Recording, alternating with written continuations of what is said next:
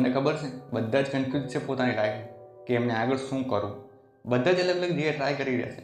કોઈને પોતાનું કામ સારું નથી લાગતું, બધાનો ભરોસો તૂટ્યો છે, બધાને પોતાની ભૂલોને બીજા પર નાખે છે. દિવસે બધા મોટી મોટી વાતો કરે છે, પણ રાતે નાનામાં નાની વાત પણ ભોગવા નથી દેતી.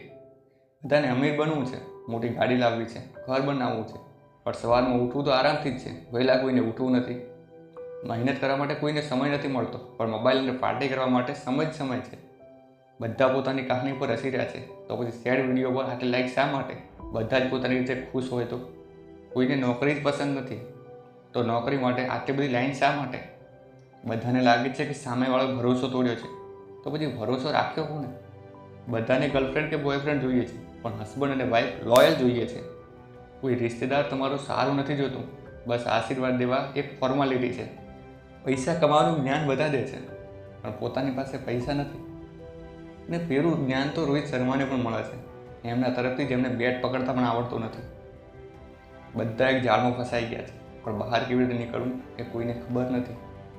બધા એકબીજાને પાછળ ખીચે છે, પણ કોઈને ખબર નથી કે મંજિલ સુધી કેવી રીતે પહોંચવું. ઇન શોર્ટ કે આપણે બધા ધંધે લાગી ગયા છીએ અને બધાને લગાડીએ પણ છીએ. બસ હકીકત આ જ છે. પેલું